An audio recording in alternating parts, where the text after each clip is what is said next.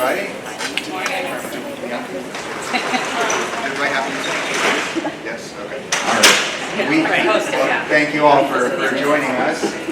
We're going to actually try to record this meeting just so that people that can't make it, that we can share that out later too. So if you have any friends who weren't able to come here, just let them know that we'll be sending that out soon as well. So 5th and 6th grade, OCE, we wanted to have you guys come in just because this concept of sending your kids away with other adults is very new for most of you, especially if you're in 5th grade. Many of our 6th graders are also new to the school, so it's a big deal, and it's going to be a scary time, a little anxiety-inducing time. And so we wanted to just have you all together as the first group to maybe ease some concerns, answer some questions, give you a little bit of information to get you started in having conversations at home on what you will expect. And the goal is that from now until March, this being the first of several conversations, we want to put your mind at ease and give you all of the assurance that you need to feel comfortable sending your kids off on these trips. So to start off, I just wanted to share with you a couple little videos highlighting last year's OCE trips, just so you can put a little visual to what we'll be talking about this morning. So see, cross your fingers that tech works well.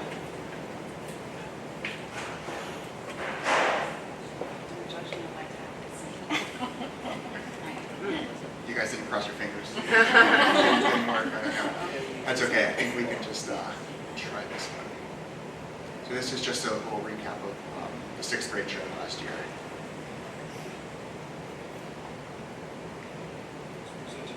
School.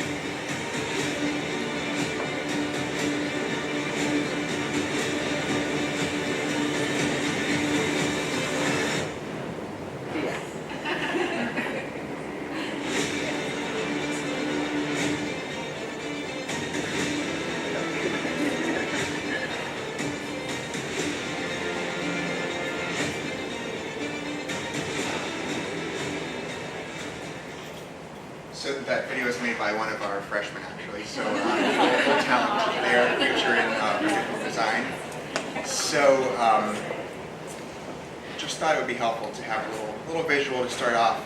I'm going to turn things over to Patty Woodbury. She is our OCE coordinator, and she puts a lot of heart and energy and time into making these trips perfect for each grade level, 5 through 12. And so she has a few things prepared to share with you. Did you guys want to have some students talk first, or what did you think about that? You want to say that for a little bit later? Yeah, we'll see it, yeah. We also have a few 6th and 7th graders who have been on 5th and 6th grade trips, and we figured that they might be good advocates for giving you a little insight on what to expect with these trips as well. So we'll hear from them a little bit later. So I will turn over to Ms. Woodbury. Thank you. So I guess I just wanted to start by kind of talking about what our OCE is, right? Our off-campus education program that we have here at the Pine School. It's been happening for a lot of years. This is my 9th year here at Pine, and as far as I know, it's been happening long before I even got here. I especially love this time of year. I was talking earlier about just being able to be outside of the 4 walls of our classrooms and have, some really fun experiences with our students. We have put a lot of effort into creating opportunities for our kids to learn inside our classrooms and then also extending beyond that. So when I am organizing the trips, we're thinking about what are they actually learning when they're in 5th grade? What are they doing when they're in 6th grade? What are the things happening in 7th grade and all the way up? And then also thinking about the faculty that are supporting them, the faculty that are teaching them, and the experts that are in the classrooms with them. So we are traveling, right? We are getting off the Pine School campus, and we are going out there and doing some really fun things. You know, we talked about how 5th grade starts in St. Augustine, talking about the oldest city in Florida, and then we've got our juniors who go up to New York City and learn about the 5 different boroughs of New York City and have different experiences there. So there's so many different things and different opportunities that our students get to have as they are students here at our school. I didn't want to read each of my bullet points, I kind of just went through all of that. And just, you know, like, it really is just an opportunity for everybody to have a positive experience with their teachers, with their friends, building relationships, and, you know, learning, right? So that's what we're all about, right? I'm an educator, you know, our faculty are educators, and our students are students, but they're also educators too, right? Like, we're always learning and growing together. And I think what an opportunity we have to be able to do that all together. So I just kind of wanted to talk about some of the expectations that happen on this trip, on our trips. I know that these are some of the things that, you know, a lot of us have a lot of questions about. Drop off and pickup starts here, right? So we start here at Pine. One of the days that you're leaving, 5th grade won't leave until Thursday, so the expectation there is that they're here at school Monday, Tuesday, Wednesday, leave Thursday, come back Friday afternoon. And then 6th grade will leave on Wednesday. So they're here for school Monday, Tuesday, regular classes resume, and then they leave on Wednesday and come back on Friday. So we sort of front load and make sure that everybody is here at school and they understand what they're supposed to be doing and when they're going to be leaving, and making sure that they have all the things that they need in order to go on the trips. But most importantly, we start and we end here. Again, you know, as an extension to our school policies here, phones, iPads, computers are not permitted on our trips for 5th and 6th grade. Again, we're looking for meaningful opportunities for our students to engage and socialize with their peers and with their teachers, right? So we're taking that electronic away from them, and, you know, giving them that opportunity to hang out together and to, you know, have more meaningful experiences. The way that we do communicate is through Team Reach, right? So our sports teams do a lot of that. This will be the second year that we've really kind of immersed our off-campus education into the Team Reach. You know, we'll get everybody on that Team Reach ahead of time before we leave, so that nobody's feeling left out and everybody's, you know, getting the information that they need. But that's the way that we're communicating. So any pictures, things that need to be shared will go through Team Reach as well. And then we also, because of here at school, we transitioned to Pixevity. That's another way that, you know, pictures will be uploaded, but the pictures for Pixevity won't be there until after we get back. So you'll get a little glimpse of what's happening on Team Reach throughout the time, but you won't get to see the whole big picture until I come back.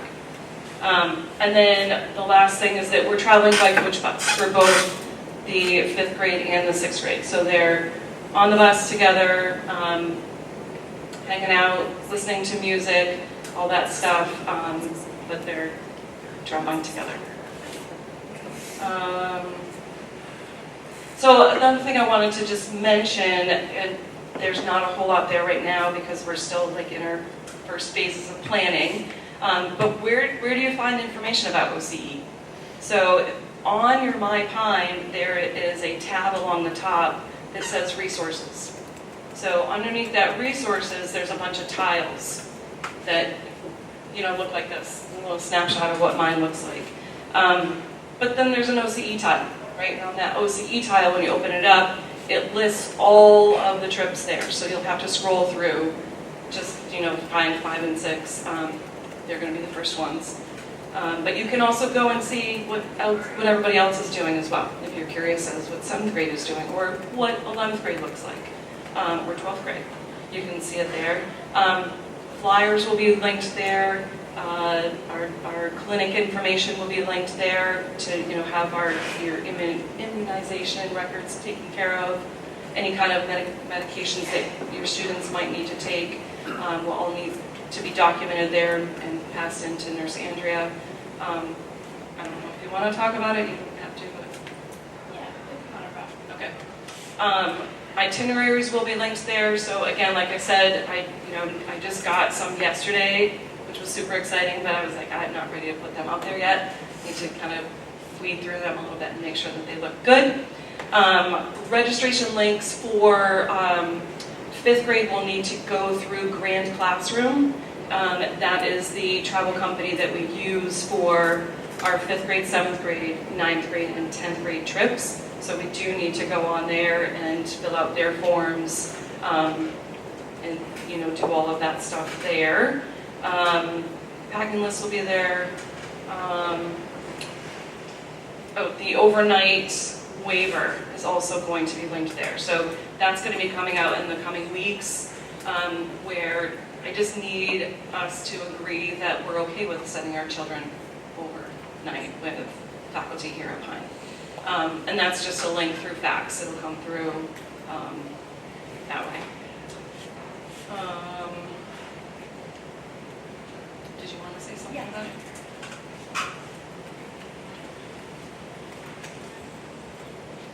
Hi guys, I've met most of you, but I'm Nurse Andrea if we haven't.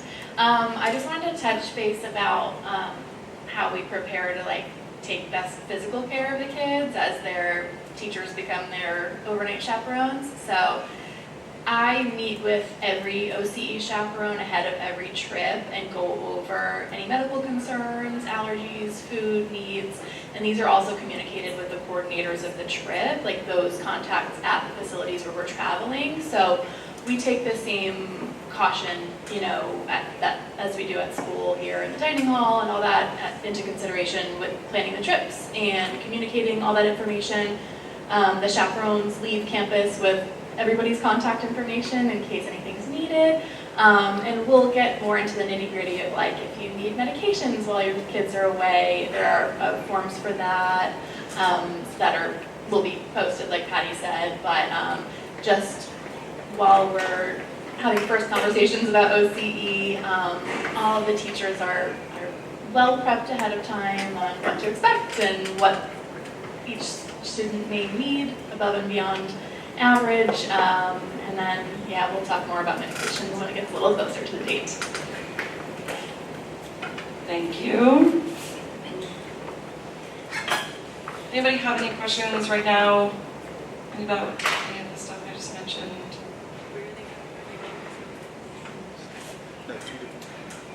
Okay, so then now we're just going to move into our Q&A with our students. So we've got Wick and Mackenzie, if you want to come on here. Just give us a little snapshot of your experience with your off-campus education. Hi, if you don't know me, I'm Mackenzie. I'm in 6th grade. I have a sister in 5th and a brother in 8th, so I've seen a lot of OCEs. Last year was my first time going to OCE, and I was kind of nervous about being away from home because I'd never been away from my parents overnight before. But I quickly forgot about that by everybody just laughing and everybody was having fun. The learning part of it was actually one of the most fun parts because you got to go to the fort, you got to go to museums, but it was always very interactive, so you were always having fun while you were learning, which was probably the highlight of OCE. Hi, I'm Wick Evans. I'm a 6th grader here at Pine, and last year was my first time ever going on OCE. And I'm just going to say it can be a little scary, it's your very first time going this far away from your parents. But I mean, pretty much after about the first hour of the trip, you were already having fun playing with your friends on the bus, and that was really fun. And then you're always going to be with your friends and everything. You aren't being separated. So if you feel uncomfortable, maybe you can go and spend time with your friends or something, and it's really fun. And then also, if we share rooms with our friends, we write down a list, and we get at least one person from that list to stay in the room with us, and it's really fun. And I mean, some of my favorite parts were in the room. Yeah. So responsible. And I mean, you're never bored because you're always doing something. You're always having fun. And I mean, probably the most boring part was being on the bus for like 4 hours to St. Augustine, but it was still pretty fun. And yeah. Hi, I'm Emma. I'm a 7th grader, and I was a little nervous about going on this trip because I was afraid to be gone from my parents for 3 days. But it was so much fun. Like the second I got there, we were already doing like so much activities, and it was just the whole entire trip was super fun. And I'm like 1,000 times, a million times. I would 1,000 times, a million times recommend people to go on OCE because it was probably like the funnest field trip I've ever been on. We went to Circle F. It's like a ranch with like a pond, a lake, and a bunch of fun activities. And my best memories were from that trip was from, I don't know, everything was kind of fun, but there was like water slides and a bunch of water activities, and just the whole entire trip. You were never alone the whole entire trip. You were with your friends and learning more stuff about your friends. And something I would say if someone's worried about being away from home is you don't really have time to be nervous because you're doing everything.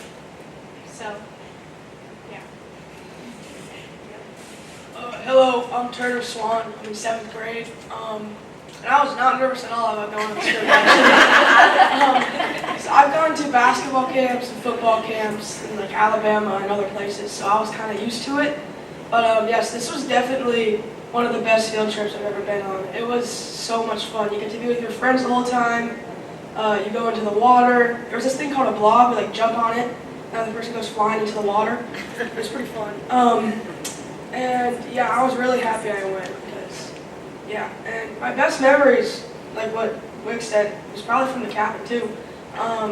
It was just fun. And somebody that's feeling worried about going on the trip and being away from home, I would say you should definitely go because it's just fun. So, yeah. Thank you so much, students.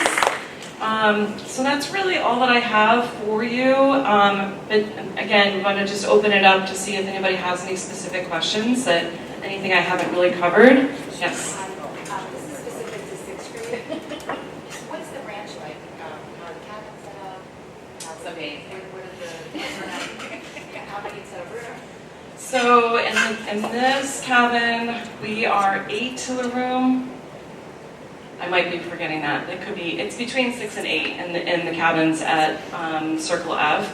But they are all together, gender, separated. There is a chaperone that's right next to them. It is separated that way so that, they're not just cabin of kids, cabin of kids, cabin of kids, right? We're, kind of separate them out a little bit. And like somebody mentioned, we do ask the students to write down who they are willing to room with while they're on their trip.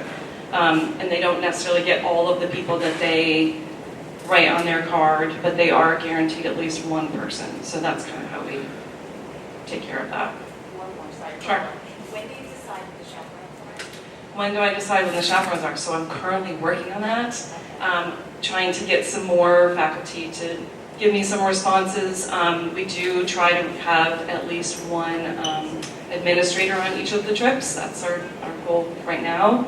And then, like I said earlier, we're thinking about these trips in a meaningful way and what they're learning in the classroom. So the teachers that are there supporting them, if they're in 5th and 6th grade, it's going to be probably the teachers that they're seeing most of the time. Not necessarily their specific advisor, but at least teachers that know them, right, that have that day-to-day engagement with them. And that goes all the way through, right? That's even up in the upper school. We do the same thing. It's, it's kind of the way that we go. Yes? Follow up on that. What's the ratio? Yep, so right now, I do know this, we have, in 5th grade, we're working on 8 to 1. In 9th grade, in 6th grade, we're working on between 8 and 10 to 1. Again, we're trying to make sure that we're not overloaded, right? And some of the times we end up having more chaperones than we need to have, just because, right? That's just the way that it works out. Somebody else. So I know when they were in 5th grade, they taped the door shut at the hotel, and the hotel had a security guard, I think. What is that for 6th grade? Do they, how do you get them, if they exit the cabin? Yeah, so this is a little bit more, so the question was, in 5th grade, we do tape the doors as a security precaution, and we do have... We do that in 12th grade as well, just so. Well, yes. We don't stop doing that. These practices are the same all the way through. We do the same thing for 12th grade, like Mr. Colton Green said.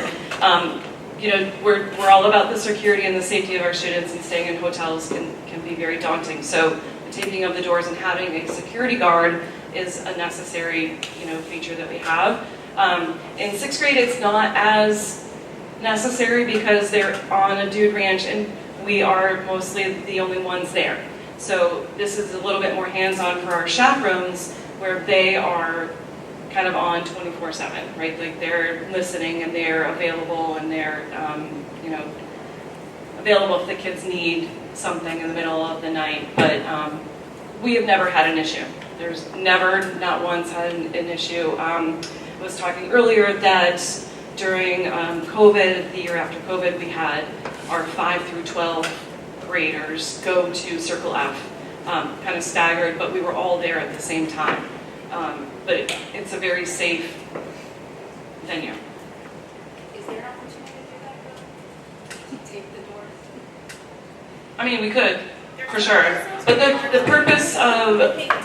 I'll add to that Mr. Salas and I have both chaperoned Circle F trips, and Yeah. kids don't sleep, and nor do chaperones, because the walls are very thin, and so, we can certainly look at taping those doors. Yeah. I just rest assured that the adults on 24-hour watch, Right. not by choice. Not by choice, right? Yes, we are pretty on. Sorry, back here. Is there a nurse at the test? There is one at the Dude Ranch, yes. And then again, one of our protocols here at Pine is that each of our faculty are trained in CPR and first aid, right? And then again, like Nurse Andrea mentioned, we're aware of all of the needs of the students, right? And as long as everything's documented, then we're good to go. Sorry, over here. So the tape is so that they can't open the door, or So- do you know it's the door's been opened? Yeah, so the tape is really just to, kind of say to them, you're in your room, we documented it and can see all of your faces are in this room. So that it's true. Right. It's really more for them to Because say, the hey, security guard would know if the door opened. right, yes. I've done, I think, all of these trips as well, and so typically what I do is I talk to the security guard and I get a report from them. And they've been very good about that. They're sitting in the hallway, so I heard noise in room 241, and I'm like, oh, my daughter, whatever it is. But it's enabled to go.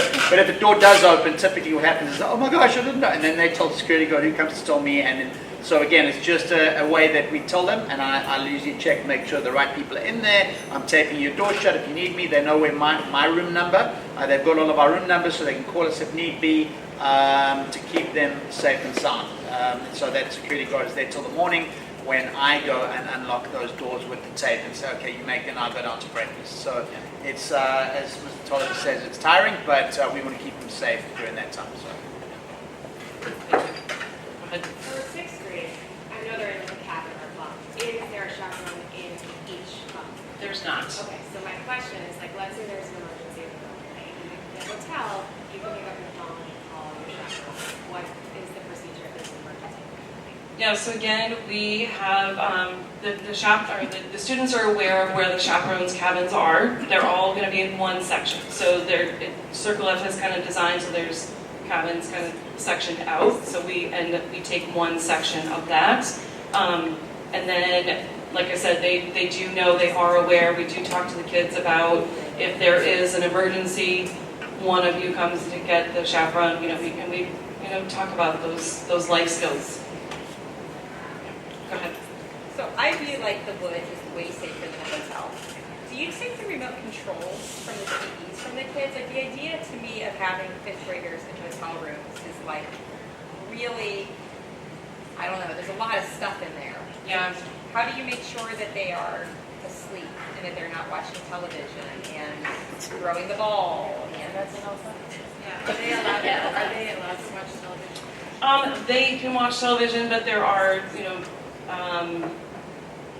what's the word? There are controls on that, thank you.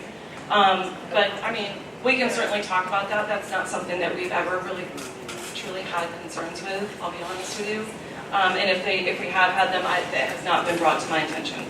But Again, just on that as well, sorry, I came as a parent, but on those, all the same, but what we do is typically they're very, very busy till about 8:30. Then you kind of traipse them in, they have a bit of downtime. I think we've sat in the lobby and played some games or whatever, or had some reflections on the day and said, okay, we're going upstairs, you guys should all shower. We've all been in XYZ, and then I'll check on them, or whoever chaperones will check on them when they go to their room, and then again, and then again. So, and then lights out, I normally say, I don't want any noise, and so the time that they're in there, it's not they're in there hopefully sleeping. I know that they're awake, but ultimately they get in there late and they're up early off to the next event. So during that time, there's not a lot of downtime, and you want them to get clean, pack their bag. I usually go and make sure that there's not something lying around in the room, or they haven't dropped something as they go in, make sure the room is at least ready for them. And then every time I go in, make sure it's not been too untidy. So, yeah. Okay. Yeah, I think by the time we get back to the hotel and we're all in our rooms, it's not like a one stop, we're done, right? Like it takes probably about an hour to get everybody settled because, as you guys know, kids like to go to bed and then they say, oh, actually I need some water, right? Or I need a little snack because I'm starving or whatever, right? So it does take a few minutes to kind of get them to settle down. But that is also why we do some games in the lobby and we do that reflection time to kind of help settle them a little bit.